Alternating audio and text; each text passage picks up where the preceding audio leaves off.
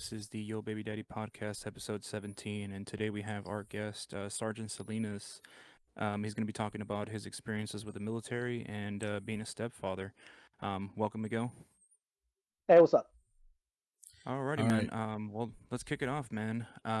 So what was your experience in the Marine Corps? How did you go in, man? So, right out of high school, it was more of a, I guess I wouldn't say it was more of a just kind of just jumping right into it. Mm-hmm. It was, I had thought about it for a good minute. And so, right out of like senior year was kind of a wild time for me. Mm-hmm. Um, you obviously, we didn't really talk much back in high school, Pete, but Yeah. it was uh it was a very crazy time for me in my senior year. I was going through a lot of shit. Um, so whenever I had decided to enlist, it was kind of just at the spur of the moment thing. Mm-hmm. Uh, didn't really think about it all that much, but I knew it was something that I wanted to do for a long time. Uh, so yeah, so I ended up going in, and right out of high school, uh, I ended up leaving. I left in October of 2009, which was just a couple months right after graduation. Mm-hmm. Um, Needless to say, me going into Marines was that was like one of the most unforgettable experiences that I had ever lived in my life, Mm-hmm. or that I've gotten the chance to experience. And it's not for Do, everybody. It's really not. mhm. Um, I've seen people, I knew of one guy that went to high school with us, and out of our entire class, it was me and him. He left before me, and he didn't make it through basic, unfortunately. But like I said, yeah, it's not for everybody, and for those who actually make it through, it all comes down to you. You make what you make of it. It all comes down to your own personal experiences and what you make of it. For me, it was sometimes I look back on it, and there's a couple of moments where I'm just like, damn, it really sucked. But you know, then you kind of relive those moments, and you're like, damn, even though it sucked while you're there, it turns out to be one of the most memorable experiences that you've had in your life, and it really sticks with you, and it kind of changes you as a person, because then after that you kind of you see yourself, um, you're like, well, I lived through this, I can make it through that. Yeah. So um, it was fun. It was a fun time. It was a fun time. I met some great people. I had some awesome experiences. I saw a couple places that I thought I'd ever see. I lived in a couple places that only some people could ever dream of. Um, Yeah. and it's Yeah. my advice to people is, man, just don't get stuck in one place, man. Like, Yeah. you know, t- you have to break out of the norm, because if you don't, man, you're never going to experience life to the fullest. And for me, coming back, um, I experienced so much more that once I've come back and I've tried to settle into what people consider normal, Yeah. it's Yeah. kind of Mm-hmm. you it's kind of like a reversal cultural shock, because it's like Mhm. you get so used to seeing something so different, and then you come back and it's like now you're the odd one out, and Yeah. that's where it starts becoming um it starts becoming a real like mental thing, because Mhm. now you're trying to fit in, you're trying to you know figure out you know who to talk to, who to hang out with. Mhm. And that was basically me for the first couple of years when I first came back home. Yeah. Um, because whenever I left, I remember I graduated high school, and a lot of the people that I was friends with, obviously, they were still young in their 20s. All they went out, partied, drank, you know, had their little girlfriends or whatever. But then it's like whenever I get back, it's like, oh dang, this person has a kid now, or this person is Mhm. married, or this person's a single mom or a single dad. So your friends basically they kind of just they're living their a totally different life from where you originally found them at, or where your friendship started at. So you come Yeah. back to something completely different. Oh yeah. Um, Yeah. So it's I so mean, it. and then no, go ahead. I was gonna say that. uh, So it kind of feels like if you miss out a season of a show, no, you're like, no, no. It's not necessarily necessarily missing out. It's more the fact is that when well, actually, you know what? Yeah, you kind of feel, I it's almost like it's half and half, because yeah. you can view it, it depends on how you view it, because it all depends on the person. Like for me it's, I came back and everybody else was living, married, had kids, or had full-time jobs, or had like a stable career, or they were like already about to graduate college, and shit like that.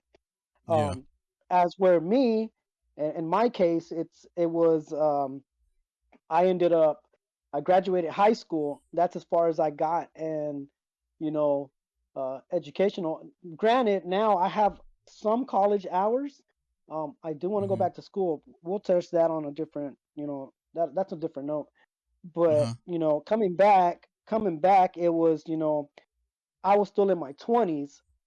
But and in my eyes, I grew up a lot faster than a lot of the people that I knew, because one, it was, you know I had to mature at a faster rate, just for the simple fact is that when you join the Marines, it's no longer about you.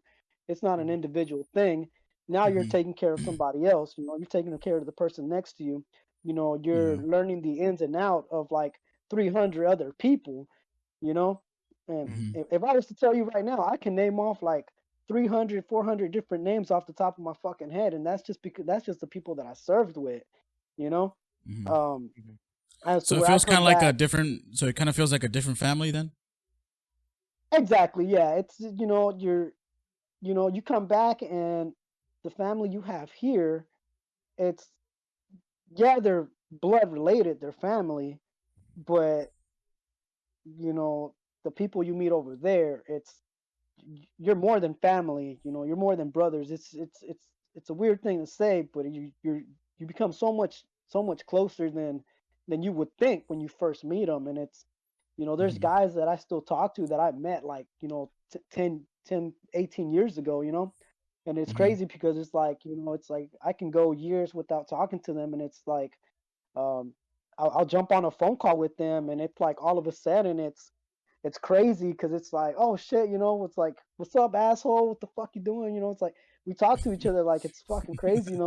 And some people, that like, they'll look at us and they'll be like, it's like their friends or their families, they'll look at us and they'll be like, you gonna let them talk to you that way? And you're just, and it's, you're like, you wouldn't understand, like, you don't get it. Like, there's been times where I've been in a small ass tent with like 4 or 5 other dudes, man, just trying to get out of a fucking monsoon out in Okinawa. You get hit by a freaking typhoon, and you're out in the middle of the field, man. You're trying to stay dry, and you jump in in the cab of a truck, or a 7 ton, or a Humvee. You just all crowd in there, and it's crazy, man. It's a different story, man.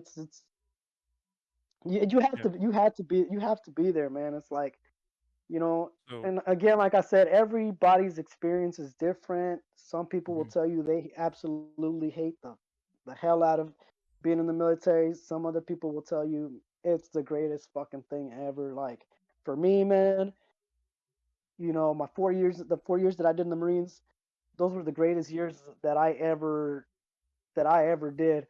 Uh Oh huh. man, so Marcus, all right, my great man, dude. Where to start, Marcus? My greatest memory.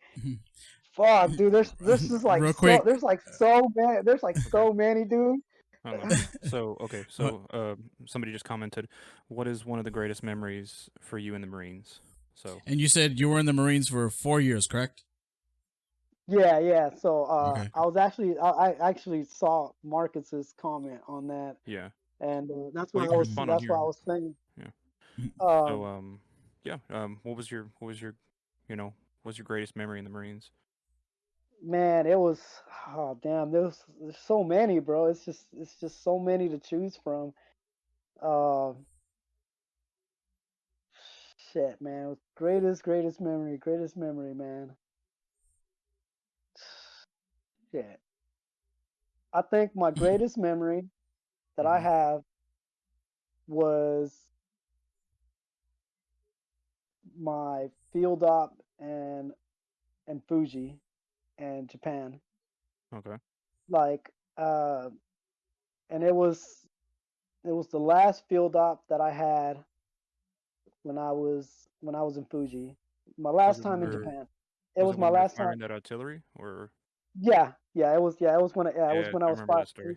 Okay. Yeah, it was when I was firing artillery. It's just I remember it snowed. It snowed on us like crazy Mm-hmm. that night. And I remember me and my homeboy we had Overwatch at 3 in the morning. We had to pull detail, security detail, Mm-hmm. and so it started off as a normal day, and we got a little bit of slush. You know, it started off like raining. It was cold. You know, we were Mhm. miserable. It was a shit time. But I remember we were all just out there, just the gun line. We were all just making the best of it, and yeah, man, it was like we called it a night. We ceased Uh-huh. fire, and then I remember we were all just huddled around the gun, just talking, just like roasting each other, just talking mad shit about one another. And we had this one guy, um, Van Haster. He's one of my buddies, and we had this other guy. He was un morenito, Bronson. And I remember, dude, this whole entire night was just like fucking crazy, dude. So Bronson's from Bronson's like hood as fuck, bro. Like he's from the hood, bro. And then Van Haster, he's from Wisconsin, like, you know? He's from like country, you know? Yeah. so so Van Haster starts mouthing off. Bronson told him to shut the fuck up. He didn't listen. Everybody's like, bro, cool it. I'm in the cab. All of a sudden, I just hear something hit the side of the truck. And all I hear is commotion. And then my chief is like, the fuck is going on? So Van Haster and Bronson are fighting. And we're just like, fuck, man. So we're just like, all right, whatever, call it a day. A couple of us, we went out. We had a couple smokes, kept talking, and we're like, all right, we're going to bed because we got watch. Mm-hmm. So me and my boy, Whitcop, we're he was on a different gun. He's on like so his gun, his section was about 50 meters away from probably a little over 50 meters away from us. And he's like, "Hey, let's set up our tent right in the middle, so that way, or like right under the tent, under the nets, so that way when they have to come find us, they know where we're at." And I'm like, "Yeah, fuck it, let's do it. We'll set up the tent here or whatever." Mhm. So we're like, "All right, let's do it." So we set up our little tent or whatever, and we set up our our little racks or our little makeshift beds and shit, and we go to sleep. Next thing you know, about 3 in the morning hits when we're so no, it's like 2:45 because they Marines we have this habit of 15 minutes early, always 15 minutes early. If you're on time, you're late. That was the thing. It's always 15 minutes early or 15 minutes early, 10 minutes prior. Yeah. So so they come and they're like, they're like, hey, all we hear is like we're asleep, and all we hear from outside tent is like, hey, get up, it's your turn. It's your shift. So I'm like, all right, and they're like, you might as well just not even come out because it's fucking snowing. And I'm like, the fuck, it's fucking snowing. I was like, no fucking way. So so I get up, I wake up, and I'm like, yo, bro, get the fuck up, get dressed, let's go do our shift. Mm-hmm. So he's like, all right, bro. So I'm getting ready. I'm getting dressed. All of a sudden, I hear he tells me, he's like, "Bro, dude, you're not gonna believe this." He's like, "We're fucking trapped." I'm like, "The fuck you mean we're fucking trapped?" Bro, it snowed so bad in like 2 hours. It was worse than the snowstorm that hit us in February. Like the entire net fell on top of our tent and collapsed on his whole side, and the side that we had to get out where was the opening was Mm. on his side where we had to open up the tent, which was like just piles of snow. And we're like, he's like, "Bro, how the fuck are we gonna get out?" I'm like, "Bro, dig your fucking way out." And he's like, "I can't." So we finally had to dig our way out. And when we dug our way out, it looked like daytime, bro. It looked like fucking daytime. And so if you've ever seen my photos on Facebook from Fuji, Mhm. like you'll see the mountain covered in snow. Mhm. And I actually took that one when we were flying out. Mm-hmm. Um, so that whole field op was like one of my best memories because right after we left that field op, um, granted after we got out of the tent and we pulled our shift and like 5 6 inches of snow, um, we had 2 days left of field Mhm. operations, and then Mm-hmm. we got trapped. We got trapped in Fuji for like 3 months because it was like continuous snow, just continuous snowing, man. Yeah, So what they that's ended up crazy. doing is what I ended up doing was they had to end up finding things for us to do, just to keep us busy and entertained and not keep drinking at the fucking bar every fucking day. So they started planning like these quote unquote field trips or like cultural trips, or letting us go to like Tokyo, or like hike the hike Fuji.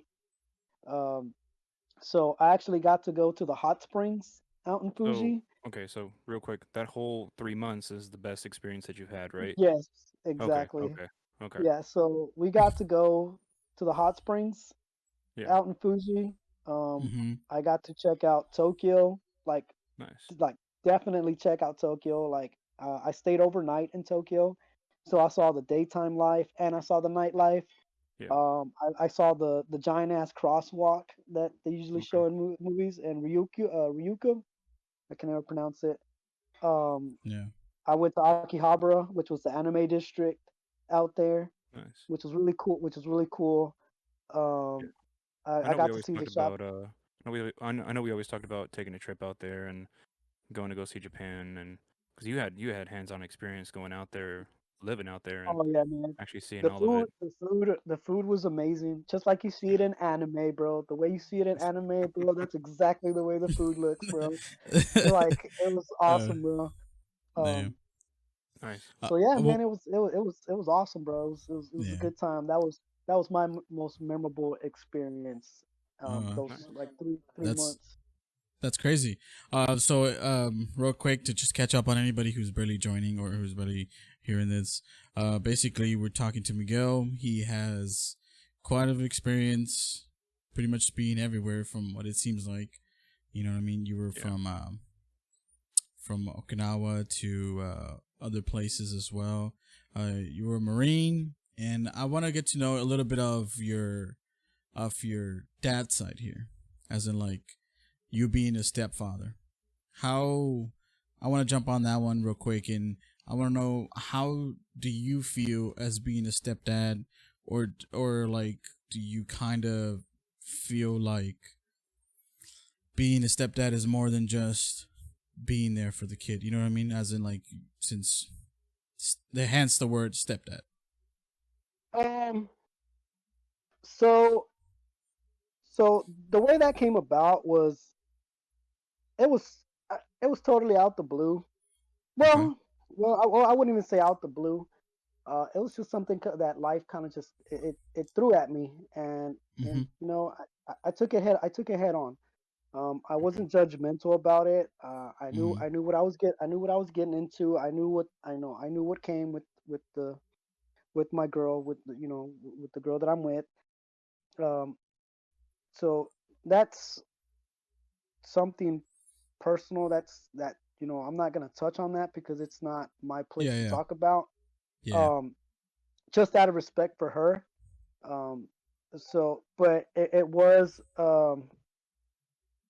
it was a how do I call it? It was something I find to be amazing and very life changing for me. Um, Uh Mhm. huh. I, I, I didn't see it happening, but it happened, and I'm glad it did because it's definitely changed me um, way more um, than I saw myself uh, the years before that.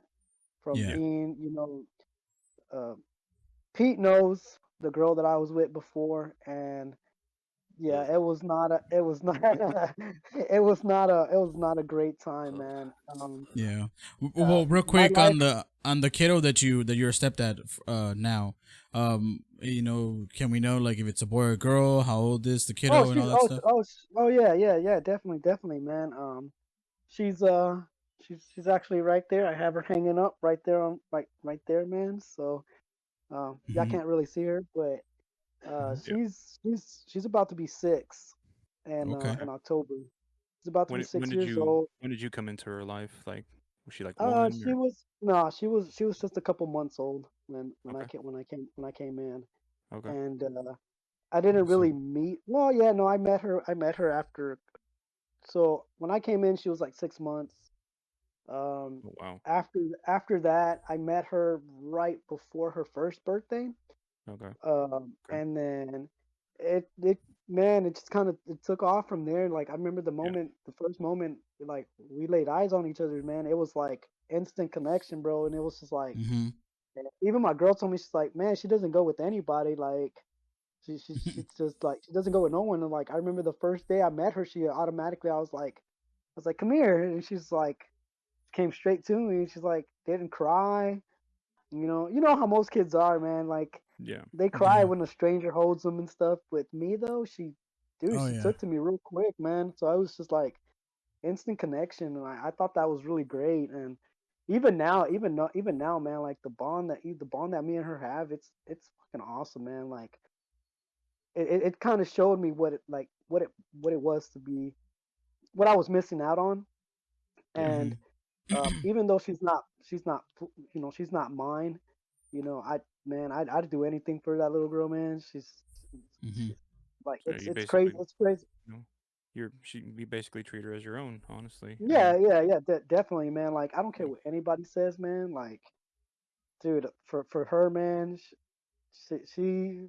she deserves it, man. She deserves yeah. everything, man. Like for real, like Yeah. Oh yeah, So for it's sure. like Yeah. um, Do So, you so feel like well, go ahead, Pete. I'll ask you after. oh well, I was gonna ask. So okay, I know you re-enlisted after your whole split with your previous ex and everything. You went back in, and now you're so part of the. You're in the reserves, right? yeah. Okay. So Well, I okay. actually Hold on. didn't. It's actually sorry. It's a multi-layered question. So you going back into the reserves and going into the army. At that point, how did it feel going back in? And then how does it feel now being a stepfather as well? Like how did, you Okay, know, that what's the biggest okay. change? All right. Give me 1 second. I'm gonna hit back on that. Give me one moment, real quick. Hold up. Okay. Well, while he's doing what he's got to do, uh, Yeah. I I actually want to talk about a little bit about All right. All right. Sorry his about that. At, all at the good. Oh, you had to turn the at lights the back close. on. Yeah, man. I was like, Oh, it I was thought like he my had left. I was like, all right. no, man. No, I was like, yeah, deuces, guys. I'm gonna fucking this out halfway through the podcast. All right, guys. Um, I need a cigarette break. I'll be right back. no. So okay. So to hit on your question, Pete. So whenever I had enlisted, um, I was still with my ex. Hmm. Um, Hmm. so I didn't see myself, um, I still hadn't seen myself with my girl, the with that I'm with now. Hmm. Um, so right after I enlisted, it was, I was still didn't have any kids in my life. So I was still living life a little bit more recklessly. Hmm. I wasn't being, I wasn't really making smart choices. Um, that's So, just due to the so fact because of just the to girl that I clarify, with. how long did you re-enlist for? Like, how much did you sign up for? So I actually just re-looked at my contract the other day, Hmm. and it's actually due. I actually have until 2024. So Woo! So yeah, so I have like 3 years three left. So Okay, 3 years left. yeah, how long have you? so So how much did you sign up for? Like in so it total? was like so it was like 8 years. Whew! Yeah, yeah. Damn, So the thing with the that's reserves, old. so the thing that I realized with the reserves is that when you're in, so normally when you're active duty, you do 4 years. You only do Hmm. four Hmm. active, but when you do reserves, in order to make up those, I guess, in order to make up those 4 years, you have to do eight because you're only doing one weekend out of the month for and then like maybe like 2-3 weekends one time of the year. So it's you're kind of making that up. Hmm. Okay. Um, so And so whenever real quick, I want to ask you, just in case of people that don't know, and I don't know myself either, I wanted to say, how is it the reserves different from the actual military? Like, is it like it's a different branch? You know what I mean? Like, just in case if people don't know what exactly the reserves are. so man, that's me personally, man. Like I I, I mean, I'm kind of stuck with it now, but I don't like it. I don't like Oh. it, man. Like I'm stuck with it. I thought I was, what because So whenever I signed what is the whenever I reserve? signed up, it's just basically it's so there's two different ways to view it. So there's Mm-hmm. a there's the National Guard, Hmm. which is Mm-hmm. they're handled by the governor of the state or whatever state you're in, and Okay. then there's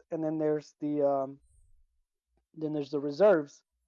Mm-hmm. So National Guard is mostly made up of like if you do want to do reserves, but you want to do more like uh I guess I know a lot of people that are in National Guard Mm-hmm. that they're like some of them are like in combat MOSs. Some of them are like infantry, some of them are artillery, some of them Hmm. are in So so the reserves that you're under is under the army, they're, right? yeah, they're in the army.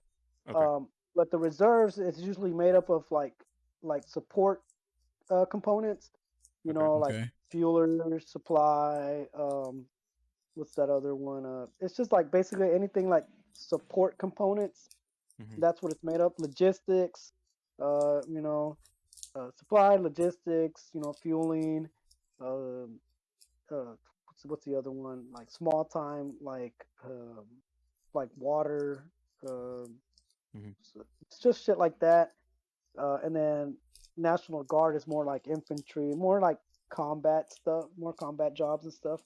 There's a Hmm. couple other jobs out there too, but I'm not entirely sure. So Um, okay, Okay. I know I know I've asked you this question before, and I ask it to everybody who's ever been in the military. I always usually get a different answer, but I even asked our last guest Eddie. Um, so the lunch lady in the military has a higher clearance than most people do in the military, right? Like they can actually fire higher caliber weapons than most soldiers, right? the who? Okay, so the lunch lady has a higher clearance than The most lunch, the soldiers lunch, in the military. the, The lunch the lady, lunch, the lunch lady. I ain't never the heard of lunch. such a thing. Okay, sorry. What the fuck? It's something that I The heard back in lunch. it was from a friend of ours in the military. He used to make the joke that the lunch lady had a higher clearance than anybody else. That basically anybody on the field, the lunch lady could fire any caliber gun. It didn't matter if it was a 50 cal to just a regular AR-15 or M16, whatever it is. So the lunch lady had a higher clearance to shoot basically anything. And it's just a joke that I like to go over with different people in the military or veterans and stuff like that. Yeah, I'm Yeah, like, the what? The lunch lady. I'm like, the lunch what are lady. you talk? I'm like, what are you talking about, man? The lunch Yeah. lady. That's hilarious, bro. You're a lunch lady. Yeah. I never heard of such a thing, man. I mean, you never The know, lunch. man. The lunch lady might be talking speed, dude. What She is? She's probably wearing a might. She might probably might, bro. she's wearing a Shit. pot as a helmet and That serving oh you yeah, lunch. the pot, bro. Dude, kind of want to look. Kind I of want can to look see that up I can see now. it. I can see it like a kids next door type of thing, bro. Oh But Lord, running around with the strainer, bro, on top of their head, bro. no. God. You remember that show? Yeah, the kids next door. Yeah. So going back to the question that we were asking, so you joined the reserves when you were still in the previous relationship, but now as being a stepfather, um, how is it different? Like you were saying you were being reckless. You just signed up Yeah, to man. Yeah, go yeah. for it. It definitely changes. It changed my perspective on a lot of things. Hmm. Um, because in all honesty, I didn't see my the relationship coming this far. Hmm. Honestly, at the beginning, it was very touch and go. You Hmm. know, just for the simple fact because of what was going on at the time with her. I was coming out fresh out of a relationship. I was kind of just doing my own thing. So Hmm. it was very different for it was very different for me, man. And so but once I started going further and further, and and I actually,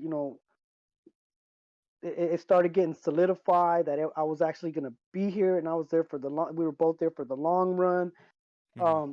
That's where it started really affecting well, not my mental state, but a lot of the choices that I had to make, because Yeah. now it was like it wasn't just about me. Now it was like, okay, now it's like it's no longer just me by myself. Hmm. Now it's like now I have a family. Now I have to worry about, okay, well, what if, at any given moment I can get that call to be like, hey, we're up, we're leaving, and it's like now it's like, oh well, shit, like I just got used to this and I really like this, and it's like, fuck, now I gotta go. I don't want to leave this because I just got this and I don't want to leave it, and I don't want to lose it. And Hmm. then at the same time, it's also now it's like you really work hard for for me, it's now career wise, going into military, now you're really making career choices in the military and not just outside of the military. Now you're looking at different avenues of approach on how to better your life, not just for yourself, but you're building your life around them, so Hmm. you can, figure out how you're gonna provide for your family. And it's no longer I can give two shits about me. Now it comes down to them. Mm, That's where I want to be. I want to be able to give them what they want, what they deserve. Like mm, my girl, she's never been outside of the U.S. She's traveled to different states, but she's never been outside of the U.S. So if I had uh-huh. the chance to take her with me to a different country, man, I think she'd be all for it because she loves to travel. Hmm. But at the same time, it kind of bothers me because it's like she's so used to being here. Again, it's gonna be like me. I take her out of the norm and put her somewhere else. She's gonna feel the same way that I was feeling. So even though I understand how she's feeling, it's kind of like, well, how am I gonna do it Mm-hmm. um to fix it, to mitigate that situation? And then Yeah. there's also the kid. The kid, it's like Yeah. I don't you hear, it's sad to say, but you hear about these kids, they call them military brats, bro. That's what they Yeah. call them, and they're kids that their parents in the military, and they're basically they move from state to state, town to town, Yeah. country to country, and they never settle, and that's what I don't want to put on the child, she's gonna get used to one place. She's gonna make Mm-hmm. friends, and it's like, oh hey, guess what? 2 3 years later on down the road, it's like, oh hey, we got to move because I got orders to move to fuck fuck in the middle of nowhere. It's like, and then Hmm. it's like, oh now we got to start all over. Same thing with my um. girl. It's like, oh she gets a job. And it's like, oh, you got a job, and then same thing. It's like, oh, all of a sudden, it's like, oh well, you got to leave your job because you know I gotta move.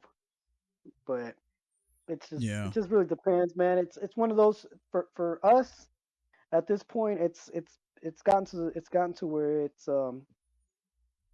we'll cross Mhm. that bridge when we get there, sort of thing. Yeah.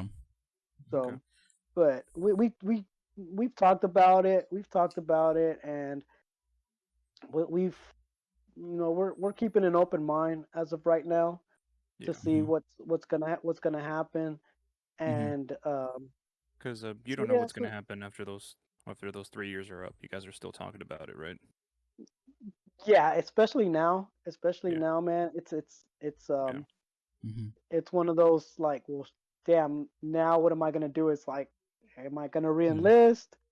Am Hmm. I gonna get out? What am I gonna Yeah. do? But Well, Well, the it's when bigger you're question. Well, sorry. Also, the bigger question: even if you do re-enlist, are you gonna go, active duty? That's see also another question. that's one of the bigger questions that Hmm. that I've been asking myself. Hmm. Um, I'm like, well, how am I gonna do it? Am I gonna do it? Um, would I take her with me?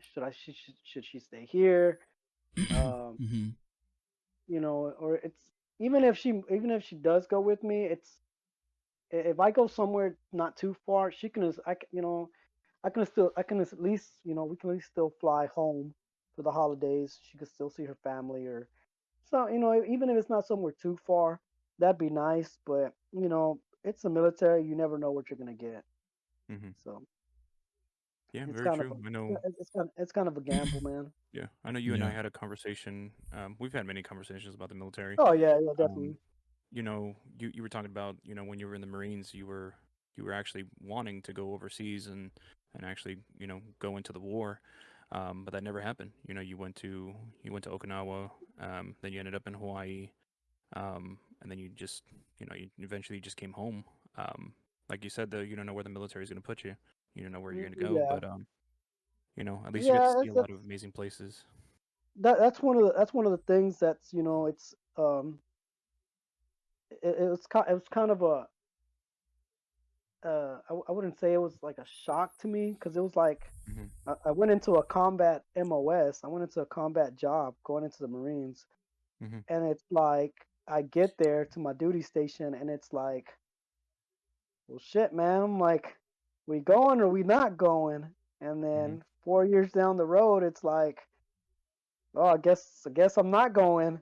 You Yeah, know, three times I volunteered to go, three times I got shot down, bro, and it's never got a chance to go, never got a chance to see it. crazy. But um, and honestly, I think back on it, and I think back on it, and I know a lot of people tell me it's like maybe it just wasn't meant for me to go, and Yeah.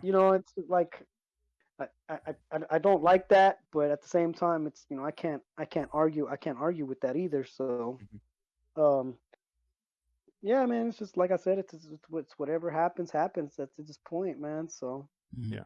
um, I mean, if it was meant but to be, it was meant to be.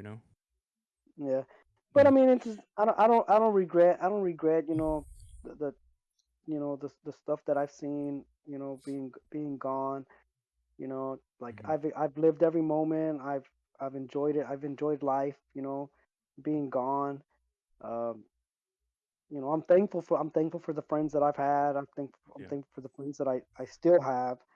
Um, I'm thankful for just a lot of just the experiences in general, man. It's been great. Yeah. Everything from just yeah, just life in general, man. Just from from love to action to some even my depression has been an eye opener for me, man. It's been Well, Mhm. shit, man. I it's think that's a good segue to. I mean, the next subject that I wanted to talk about is mental health for veterans, man. I mean, I know you have some personal experience with of course depression and stuff like that, but like you also know people who've gone through it, and um yeah, man. It's a touchy subject, bro. It yeah. really is. It's a subject that's really frowned upon, but and it's not Mhm. really talked about. And I think it's more of a I think if it's more of a pride thing. Yeah. Um, it's especially, it's, and I don't say that just, people in the military. I think it's people just in general. I think it's Yeah. people in general, man, because Mainly um men. Yeah, mainly men. um it is a lot. It is mostly men, and it really comes down to um it's really a pride thing. I think it really comes down to a pride thing. But Hmm. I think stress and trying to live up to everybody's views of how people view men. Yeah. I think that plays a huge factor. Hmm. Um, but one of the if you're talking veteran side of things, I think it's, coming out. It's like, going back to what I was mentioning earlier. You come back and you're trying to, trying to find your place, to fit in. You Hmm. know, you're trying to find your crowd or your people, or, you know, um, you're kind of just trying to make sense of life. Uh, Everything's kind of hazy. You kind of you're lost. You're confused. You don't know what you're doing.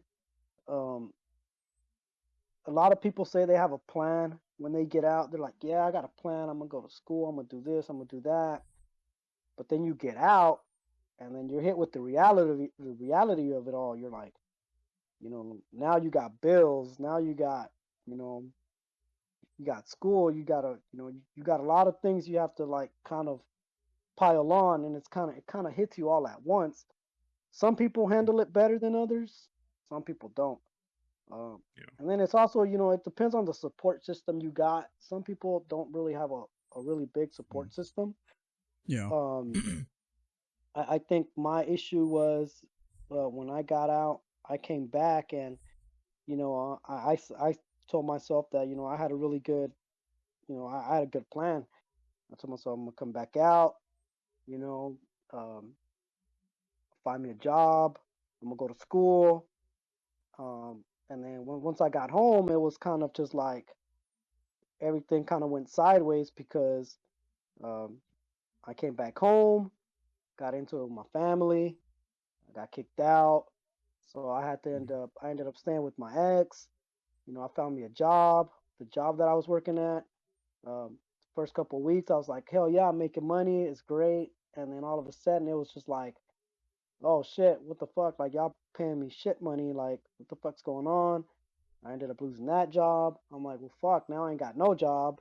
So I can't pay the bills. So I'm just like, fuck. So then I ended up finding another Mhm. job. And so basically, my plans to go to school went out the fucking window because I ended up working this fucking crazy job with, like, shit hours. And so I was Yeah. coming home tired. And, so it's just like your plans kind of go astray, and you're kind of just trying to, like, keep it together. And it's just, then the Yeah. stress just comes in, and then life just hits you. And before you know it, 2 3 years go by, and you're just like, well, fuck, man, like, Yeah. I ain't Yeah. got shit done, like, and I mean, time does really fly by, bro. Like, it really yeah. does. Like, um, I want I to talk mean, real quick. I want to yeah. ask you, can you talk about what type of support system? Because you were mentioning support system.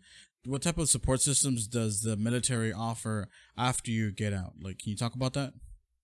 um, so there's a lot of them, but it's crazy because you would think that a lot of them would actually help you, but it's a lot of, like, there's a lot of requirements that you have to meet for them. Like, I remember, so, like, just recently, like a while back, um, I had applied for the VA loan for a Mm-hmm. house. I'd applied for a VA loan for a house, for a Mm-hmm. mortgage, basically. And, Mm-hmm. they always preach about it. They always preach about it when you're in. You're like, yeah, when you get out, you have all these benefits. And they're like, you can get a house, you get go through the VA, you get a VA loan, and this and that. But what they don't tell you is that you have to have, like, the most, like, cleanest background ever. Like, you have to have a clean background. Your credit score's got to be like a fucking 850 and above. Um, you can't have Woo. no discrepancies on your shit. and then they Damn. want you to like, yeah, like it's crazy, man. Because I'm just like, well, what's the point of having, you preach about this shit like all the time, but they tell you the good parts about it, but they don't tell you the negative side of that shit. Hmm. And then you're kind of just, I was kind of just stuck there like, well, what the fuck was the point of this? Yeah. Yeah, Um, yeah. but so there's that. That one was like one of the shitty ones. Um, there's a lot of other really good sources, like I know like one source, like better I think it's like Veteran One Source. They're really great because they do offer, I think that's like the best one. Because they offer free counseling for veterans. Hmm. So it's like whether it's depression, suicide, any type of like sickness, man. Like I've heard them, they help people with like freaking what's that shit called, like where The they throw PTSD shit. They or throw, well, PTSD is, yeah. it's a mental thing too. They help you that, but it's the where people throw up their food before they Oh, not bulimia, bulimia. bulimia, Bulimia. yeah. Yeah, bulimia. Yeah, eating disorders. There you go. Like people with Yeah. eating disorders, mental disorders, Hmm. any type of psychological shit. Like one source, like you can call them up, man, and I'm sure there's like one way or another they will ask, they will reach out to somebody, or they will at least point you in the right direction to get Hmm. some type of help, man. Yeah. Um, I know like there's a lot of other um So, well, quick question. companies like You were talking about support system, but you were also talking about like the people in your life as well, right? Like, friends, yeah, family, yeah. stuff So like that. that's like one of the biggest ones that you know that you could depend on, Hmm. but sometimes it's not always gonna be like, it's always Yeah. sometimes Yeah. it's gonna fall through. Yeah. Um, for me it's always, for me it's always been up and down. It's always been up Hmm. and down. It's never been it's always like, okay, we'll help you when we want to help you. Hmm. So, but for other people, it's never been for other people, I know Hmm. people who, they've gotten home and dude, they're living their best fucking life. Hmm. Um, but again, like I said, it just depends, man. Like Yeah. It I'm not depends on the bashing on, individual. I'm not bashing on my family, bro. Like I'm not. But I'm just like, for me, I've always had to keep my head on my shoulder. It's like I've never Hmm. Hmm. had somebody holding up for me. I've always had Hmm. to think my way through certain things. Uh, I've asked for help before. Sometimes I've gotten it. Sometimes I haven't. So I'm very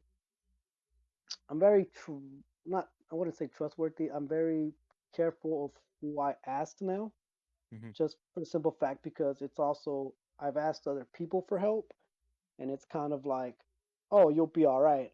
Oh, you're fine. You'll be okay. Hmm. You don't need this help. And um, I've had people tell me, oh, well, you were there that night, Pete. Hmm. So it's always been, for me, it's always been like, oh, your brother's gonna get all the help that he asked for, but with you, it's um, we know you can, we know you can do it on your own, so we're Hmm. not gonna help you because it's what did You're Steven stronger. say? You're Yeah. strong. I mean, So you're just built stronger. so and I hate when people say that, because Hmm. it's like, just because you view someone as being strong doesn't necessarily mean that they're not struggling, you know. Hmm. So So, it's kind of like, a, that actually takes me back to a quote. Just because someone carries the weight well doesn't mean it's not heavy. And it yeah, and it I think that really exactly. applies to you. Like, even though you're strong, it doesn't mean that the burden isn't heavy.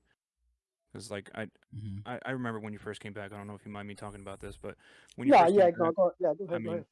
just being honest, when you first came back, even when you were in the military, you're a fucking alcoholic.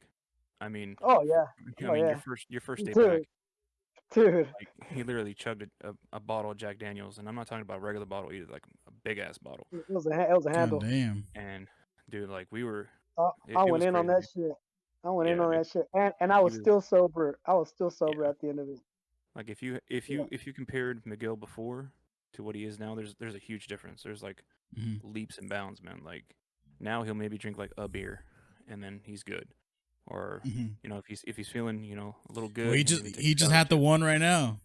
Yeah, I mean no, he's drinking no, tall boy no, right now, no. but Like when he says I have the one and I'm good. No, like it's not like I'm gonna have one and I'm drunk. No, like it's I make smart. This is what I was talking about earlier, yeah, where I'm like I make smart choices now. Like my Yeah, no, that's decisions are totally like my choices are strictly based around you yeah, know I've yeah. We built don't my want yeah. foundation on the girls. yeah, Yeah. yeah. So I it's mean, like No, when we say one and done, we don't mean that you drink one and you're drunk. No, no, you yeah, choose to yeah, have one and then that's it. Because yeah, that's what I meant because like you could have literally yeah, bought like you could bought a 6 pack or whatever of those, and you could have kept cranking them out right now. But you just took one. There you go. yeah, You you know choose to take one. you're chilling. But Yeah, yeah, dude. from what Pete's talking about, holy shit, dude, a fucking big ass back bottle of Jack Daniels. Yeah, dude. He was still ready to go, dude. Like it was fucking crazy. Like I said, if you knew it was Miguel wild. back then to what he is now, it's like night and day, dude. Like he was literally an Yeah, man, alcoholic. Like if there it wasn't was a drink bad. in his hand, it was rare, you know. So Yeah, it was I bad, mean, man. yeah, it was really Well, bad. well, going on that topic real quick, I want to ask you. I have multiple friends that either had like dads or moms or they themselves that were in the military, and there's a common thing in the military, and I don't know if you can talk about this or not, but is it kind of like where I don't want to say like I don't want to say that they persuade you to drink, but is it kind of like a normal thing for just being in the military, so regardless of branch? Is it kind of like a thing? so I know so I kind of get what you're hinting at. Um, so it's not a forced thing to Mm-hmm. drink. So because um, I think it really comes down to the individual and the background that they were raised. Okay. But I do know some people they do tend to pick it up because I Mm-hmm. remember before I went into the Marines, um, I never used to drink. Like even like you used to go to high school parties or the college parties and stuff, and people be underage drinking and shit, But Yeah. with me, I was never really a big drinker. I think I got drunk one time before I Yeah. left, Hmm. and that was um my going away party. That was my going away party that I had, and I got completely fucked up. And after that, I didn't really drink until I got to the Marines. And I remember and I didn't start drinking until I was 20 years old, Mm-hmm. which in Japan the legal drinking age is 20. So when I got to Shit. Japan, I got to Japan 3 weeks before my 21st birthday. So I was already drinking like a madman, bro. so Hmm. um Fuck. so yeah, no, it's kind of one of those things in the military. It's you kind of pick it up, but there's Hmm. some people they're kind of like me now. They're like, oh, I'll have one or two and that's it. Yeah. But some Would you people, Mm-hmm. say would you say it's more there's not accessible real. in the military? 'Cause Um, there's like military bars, and then there's bars it, most it did. places. Yeah, it's super accessible, man. Like it's super accessible out in the like wherever you go. If there's a base, there's a military installation. You bet your ass that there's gonna be like a shit ton of bars right outside, either right outside the gates or in the closest city next to it. Mm. And Okay. it's right there. And usually Yeah. the drinks are cheap. If they're not cheap, they're expensive, but they're great drinks. Or if they're Mm-hmm. cheap, they're nasty ass drinks, but they'll hit you harder than a fucking train, bro. And Mm. so you're like, and then there's bet your ass there's a ton of strip clubs everywhere, bro. So, but Yeah, no, man. It's back to your question, Jaime. Though like I was explaining, though you can either pick it up, or you're already you've already been drinking before you get there. Mm-hmm. Um, Sometimes it's really the only reason you pick up drinking is because there's you really don't really Mm-hmm. have much to do, man. Like Oh yeah. you, and it also depends on where you're at. Um, Mm-hmm. you kind of get bored of doing it and seeing the same stuff over again. Like with me, when I was in Japan, man, um, I saw the freaking the tunnels that the Japanese dug themselves into. I went and I walked the caves. I went paintballing at some abandoned castle. Um, I got my Mm-hmm. scuba license, and I went scuba diving off the reef, off the coast of Okinawa.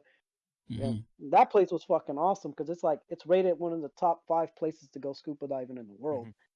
That was pretty Wow. cool. Um, I went and saw the Cherry Blossom Festival, went to the Rope Mm-hmm. Festival, saw the Yeah. nightlife. It's kind of, but then you kind of get bored of, you get bored because you're like, oh, well, I've already done this, oh, I've already done that, and you're kind of just like, well, what else is there to do? I'm stuck here for another, 6, 7 months, and then you're like, Yeah.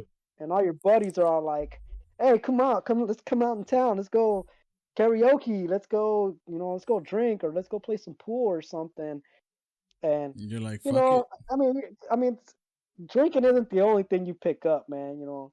Yeah, you pick up a lot of social skills too, which is one of Mm-hmm. the great benefits about it because you know, like when I was in Japan, man, it's like you kind of go out and you start talking to all these locals, and it kind of takes you out of your comfort zone because you're like, oh, well, I've never talked to a Japanese person before. I've never talked to someone foreign, because in Japan, let's say Tokyo, when I was in Tokyo, man, it was like a melting pot, bro.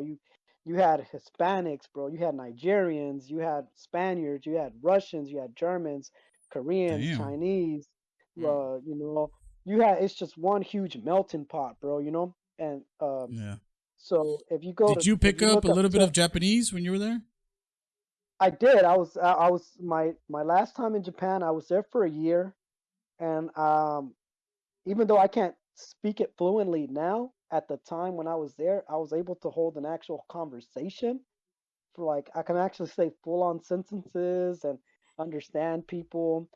And but Mm-hmm. it's kind of like, so Watch learning a language. animes. Watch animes without the subtitles. Yep. And believe it or not, I was so y'all know how One Piece is like a really huge thing, and it's like Yes. Yeah. continuous thing. So in Japan, bro, obviously they play it all in Japanese, right? So Hmm. I was actually watching One Piece when I was there, um, in Japanese. Where I would go to like the arcades, they'd be playing it on the TVs. I'd go to restaurants, they'd be playing some Japanese show or some Japanese game or some shit. So I eventually started, I started learning. I started picking up on certain phrases here and there, and be like, Hmm. oh, so this is what this means. Oh, that's what that is.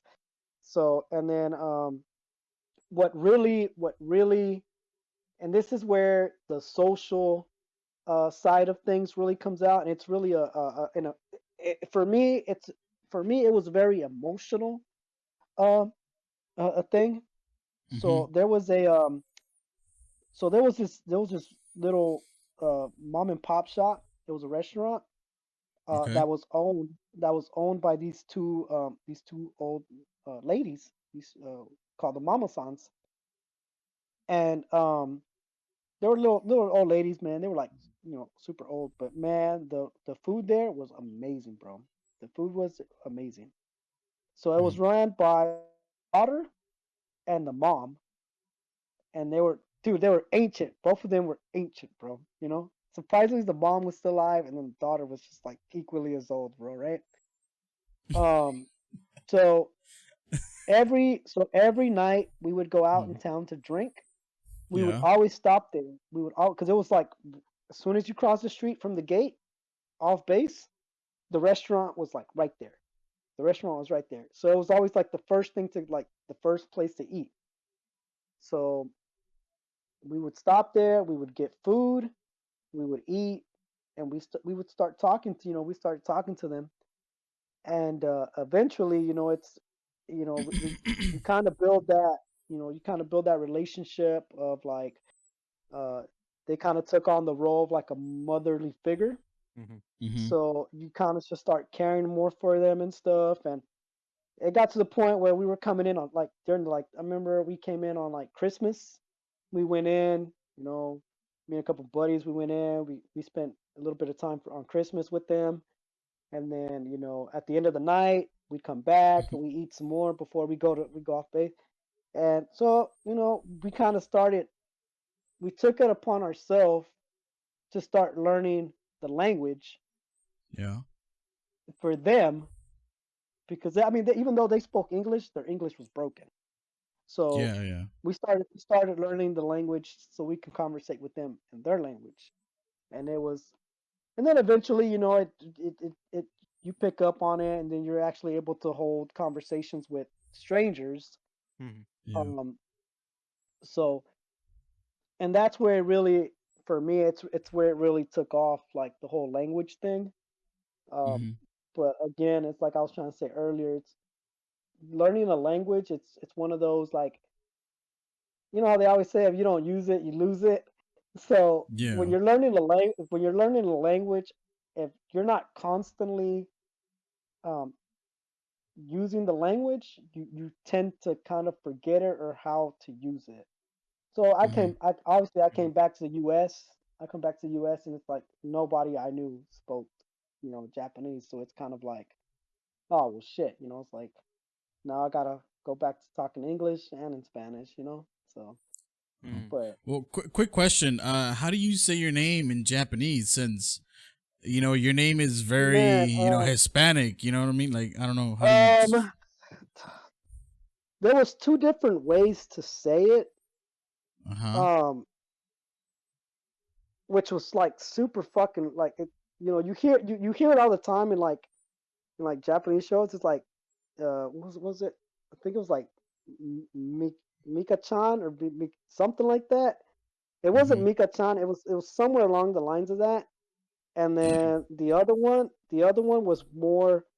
It was more westernized Japanese, which Okay. was it's Mige, how the fuck did she say it? Mi, Migero, Migiru, I can't remember how she said it, but it was like Megiru or Migiru, something like that. It Mm-hmm. Mm-hmm. was it was very, it was it Okay. was very weird. It was very weird. Like, but Mm-hmm. yeah, I remember that's I remember my name. I remember a couple phrases here and there, but it's just very. Mm-hmm. Sometimes I say it and I'm just like, I don't think I'm saying it right though. Mm-hmm. But Mm-hmm. Well, or I'm going saying it back. out of order. Well, going back to your you being a stepdad, I want to talk to you about how, let's say, all these experiences, how you said that you were in Japan and all that stuff, different areas that you visited and all that stuff. Did you ever did you ever wonder now, going back, do you feel like it would be much different if you would have if you'd have known them prior to going? You know what I mean? As in, like, do you feel like you would still hit up the same spots? Like, oh, I want to take her here, or I want to take her there. Like, do you think it will be much of a different experience with them going, both of them? Your girl and the kid. I I don't think it would. Well, I don't think I would have been an alcoholic. so, um, well,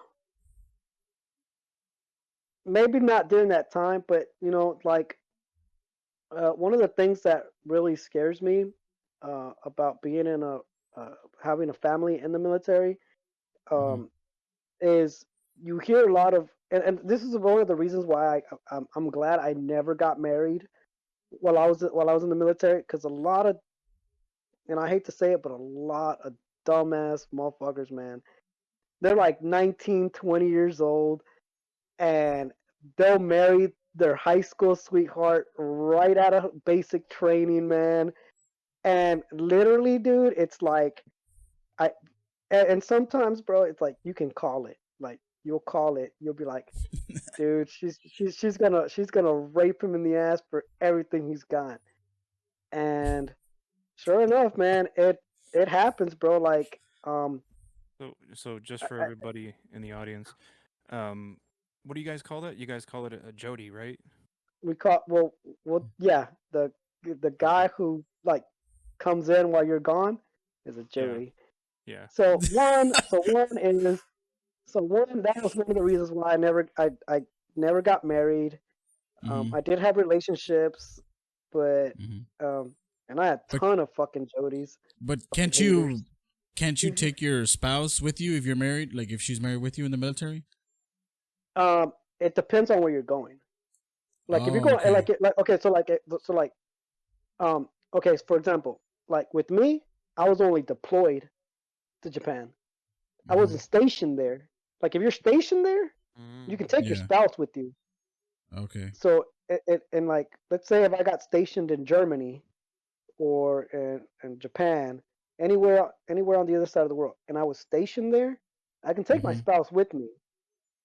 But if I got deployed, I can't take him with me. Mm. Um, Oh, okay. so so that's where a lot of the issues come in, and and again, like I was saying, like that's one of the reasons why I'm glad I never got married, because you Mm. see a lot of these kids, man, like 17 to 20-year olds, man, like they'll graduate high school, they'll go through basic training, and they'll be like, "Oh my God, marry me," and it's like 1, 2 years later, bam, I'm leaving you. I want a divorce, and now you're just like, oh well, shit, like now Mm. you're in debt. Now, like I've seen it happen, man. Like they'll run up your debt, they'll fucking run you to the ground, and it's like so.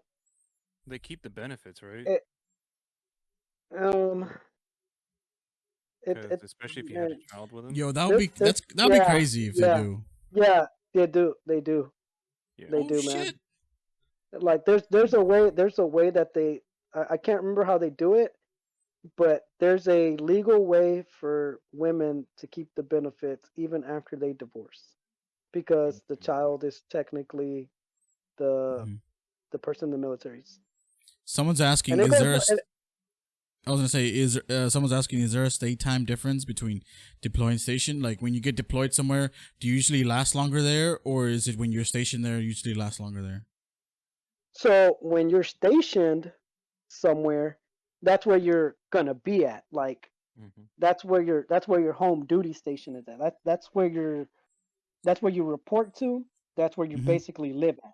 Like for Mm-hmm. example, um, when I got my orders to my home duty station, which was Hawaii, that's technically where I was living at for 4 years.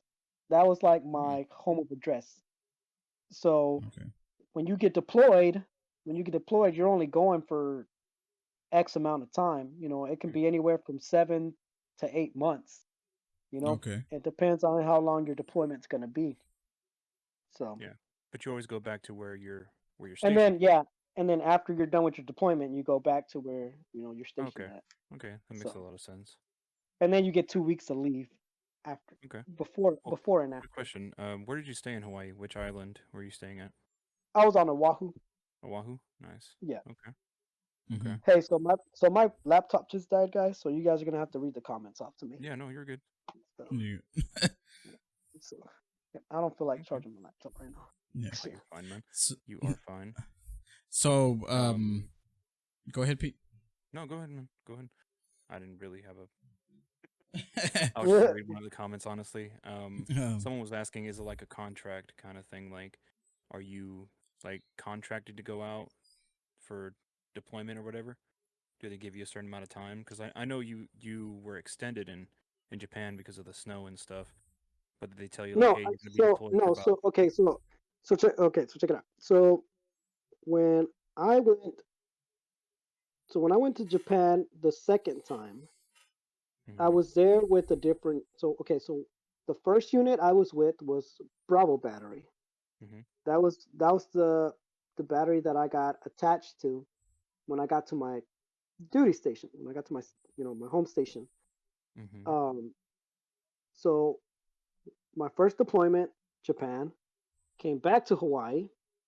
Then a couple years later, like 2 years later, or like a year later, after we just got back, we went back to Japan again.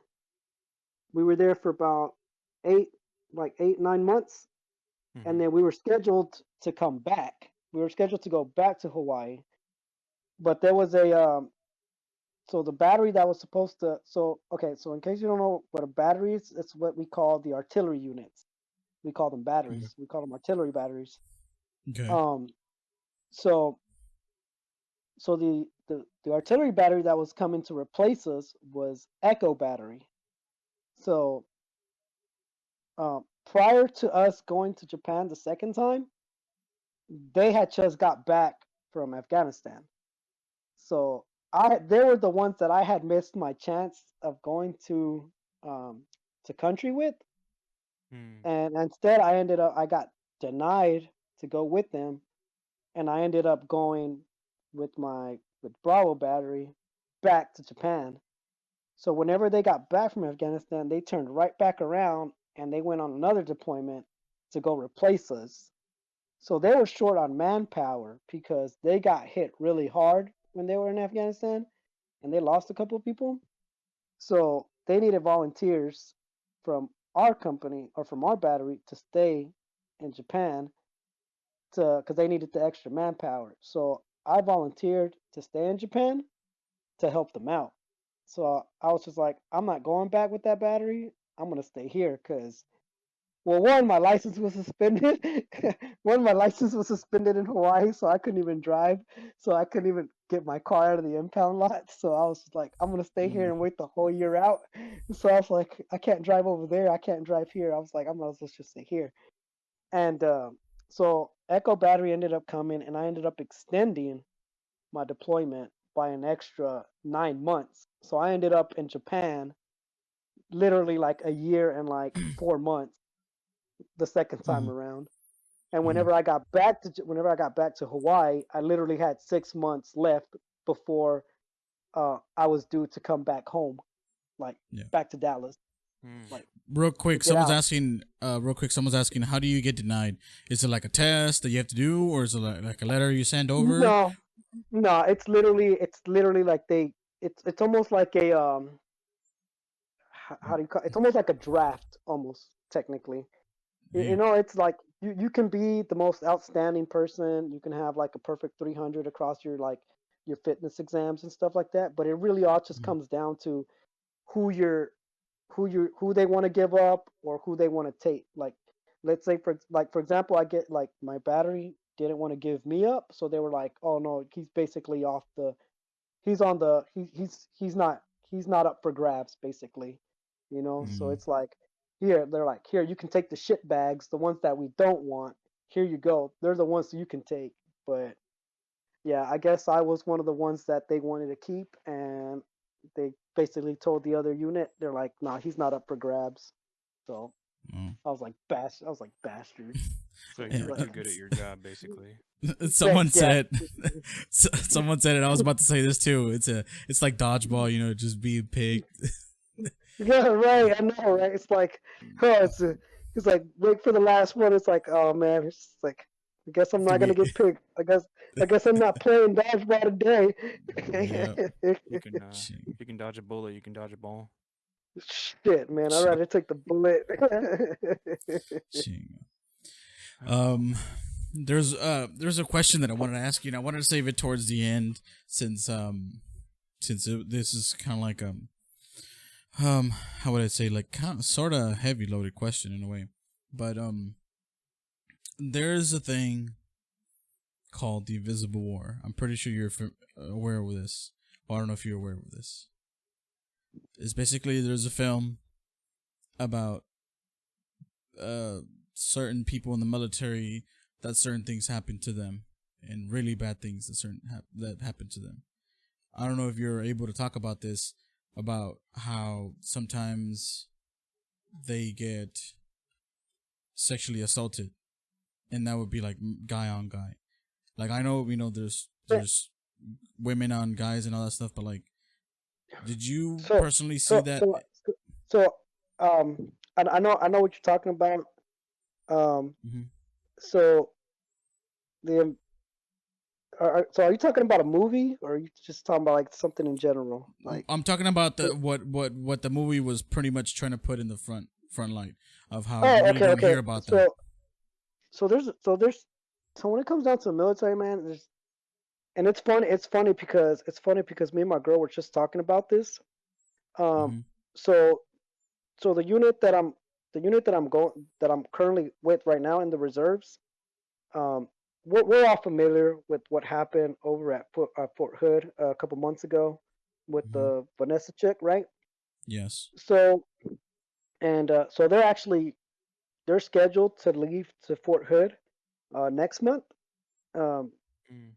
Fortunately, I will not be going with them because I'll be in my course. I'm already in my course, but um, so yeah, man, it's a really big thing.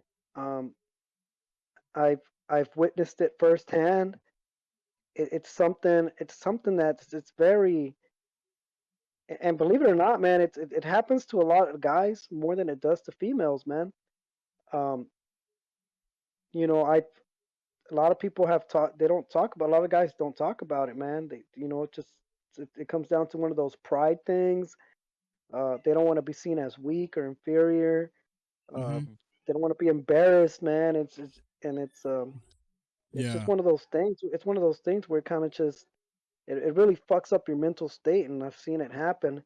Um, I've seen it happen to a friend of mine. Unfortunately, it's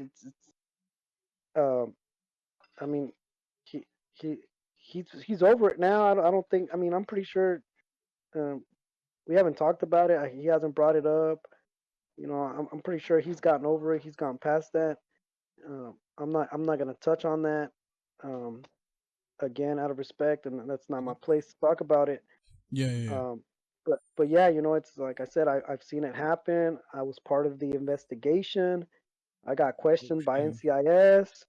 They pulled me Okay. in. They asked me about the guy. They asked me not about my friend, but the guy who did it, and it would be the person you least expect, man. These Oh motherfuckers, shit. bro.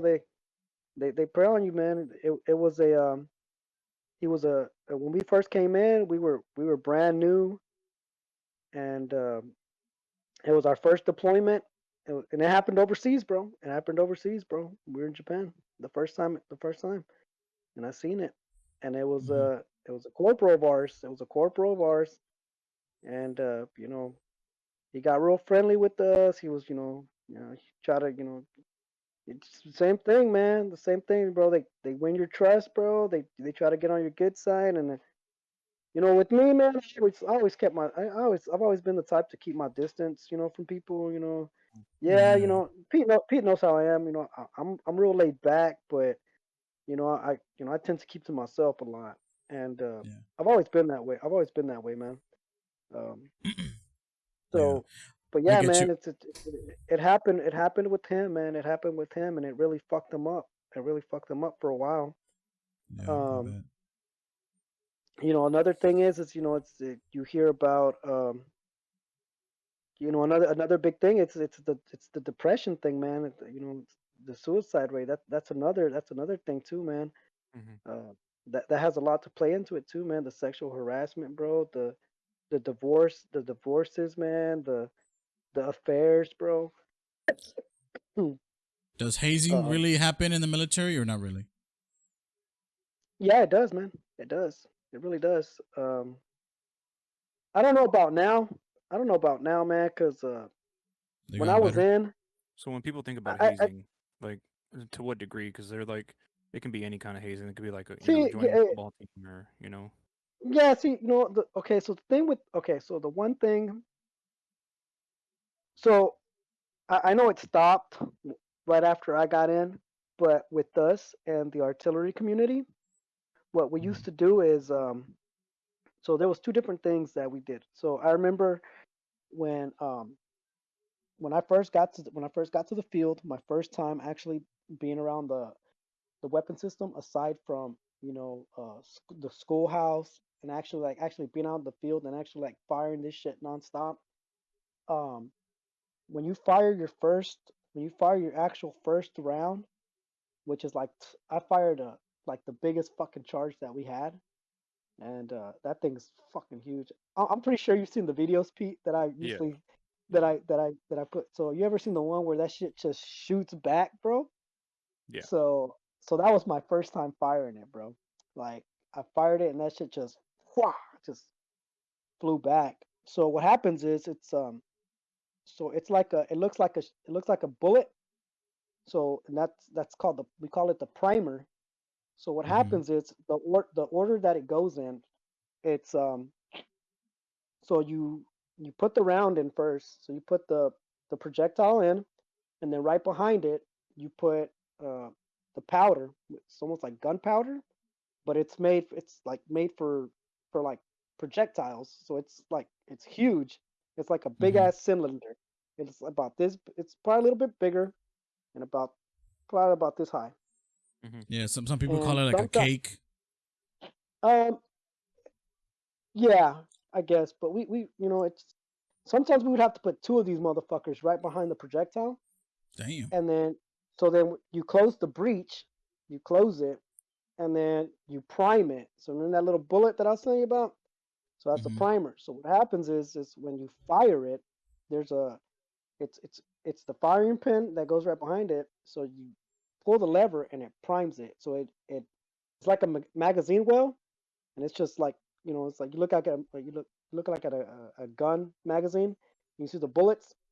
So Yeah. every time you prime the weapon system, it ejects a primer, and then the firing pin is attached to a hook, and that hook you attach a rope to it. So you stand off to the side, and when the section chief will fire, you pull it, and then that firing pin it strikes the primer, which ignites the powder, which ejects the projectile out of the tube or out of the barrel of the howitzer. So right after that's done, what happens is they eject the primer, and that primer pops out, and it's like blazing hot.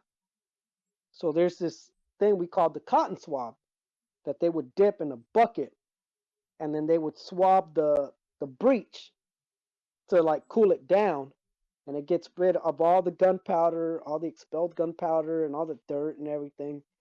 And then they dip it back in the water, so all that water turns like real dirty, real murky, just nasty, right? Hmm. Yeah. So for us, the hazing ritual was is they eject the primer, they catch it while it's still hot, they grab it and they dip it in the water, so it's like a shot of water, but it's this nasty ass water.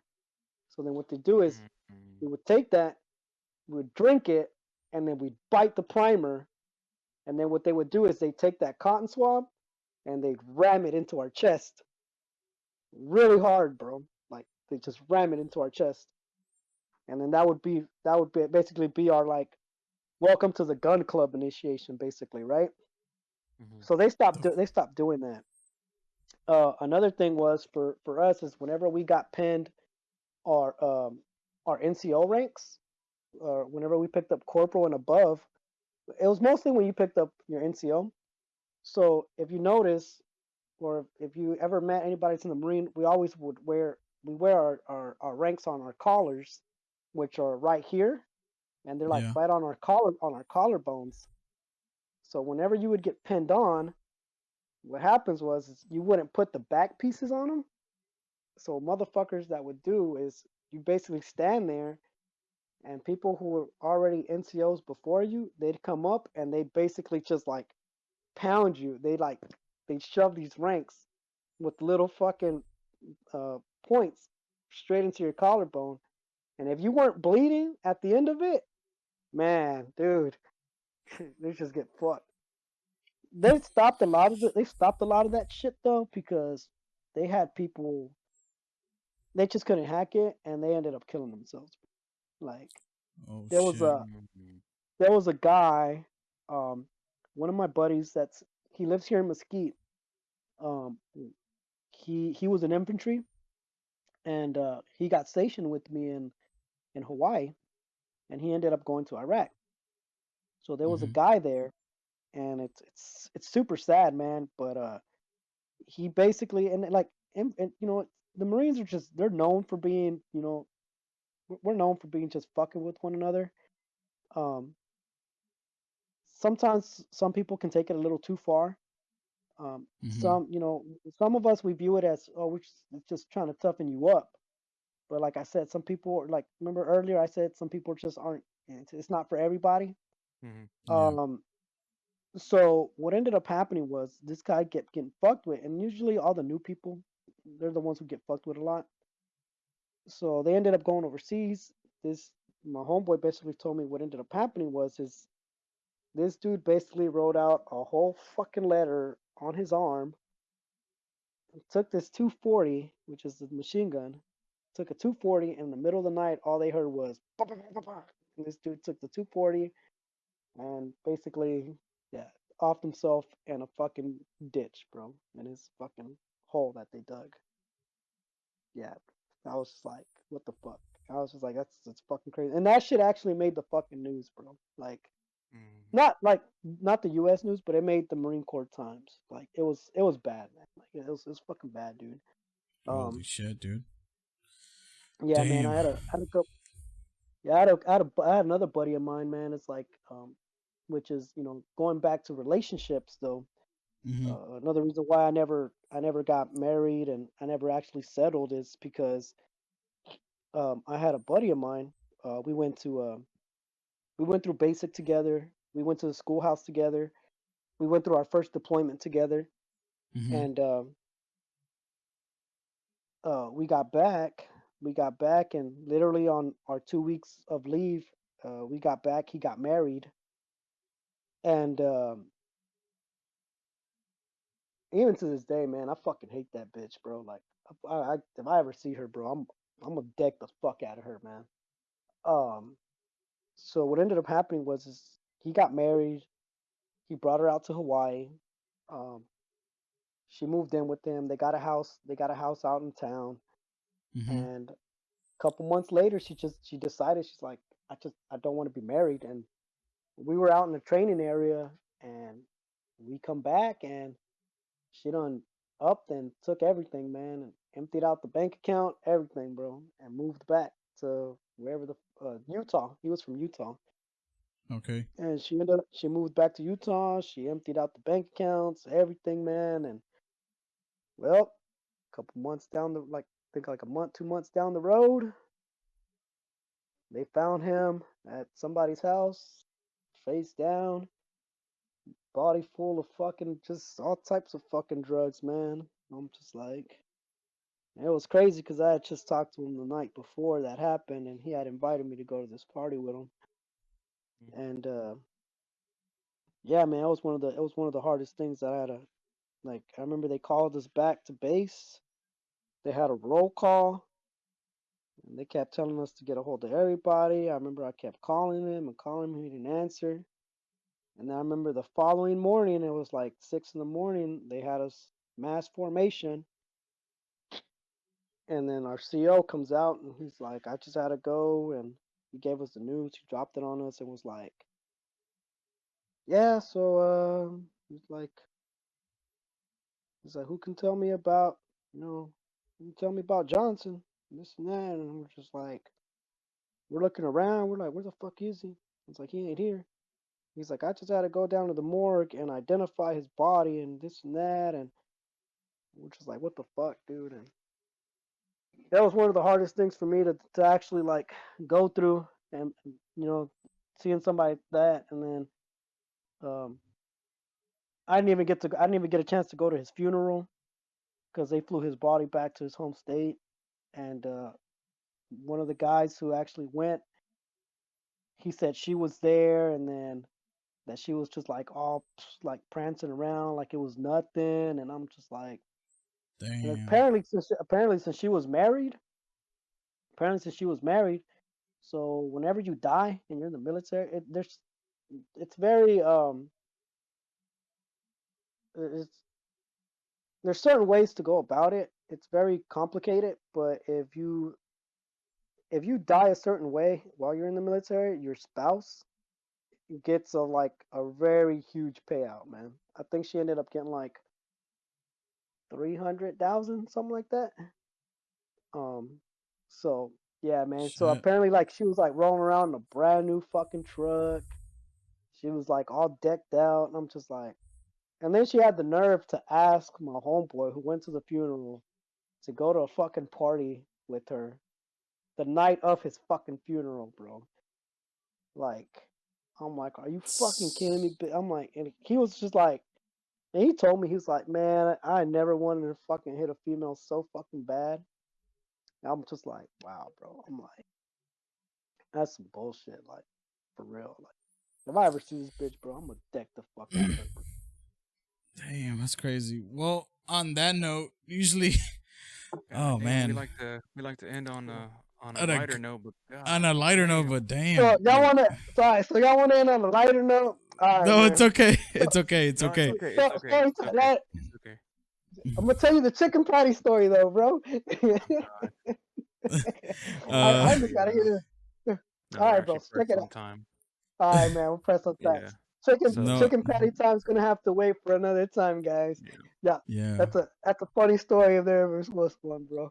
I yeah. can't wait to hear it next time. But man, It's a good laugh. It's a good laugh, man. It's a good laugh.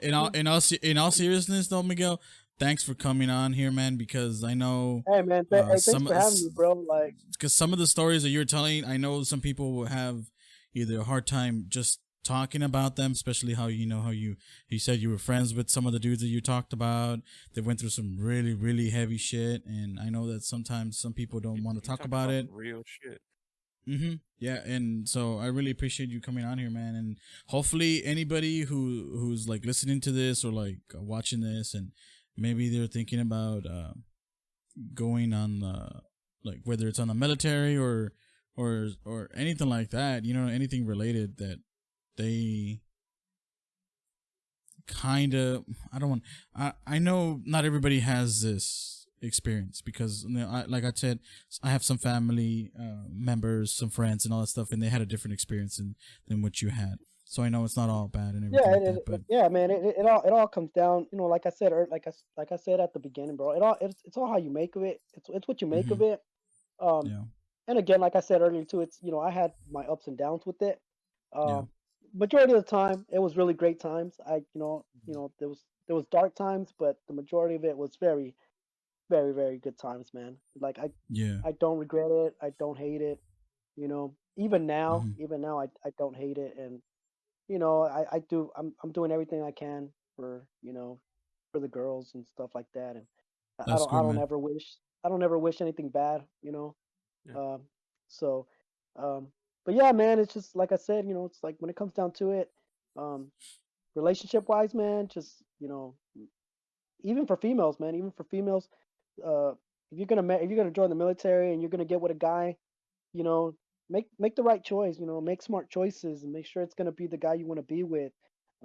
For guys too, make sure that the girl is the right one for you. Just don't go in, you know, you know, thinking with your dick, guys. Just like actually think Yeah, with your head, man. Like, uh, it's not always, it comes down to finances and um, personal feelings play a big part, and mm-hmm, stress factors. Make sure she's strong enough to handle it. Make sure he's strong enough to deal with you always being gone or him always being gone.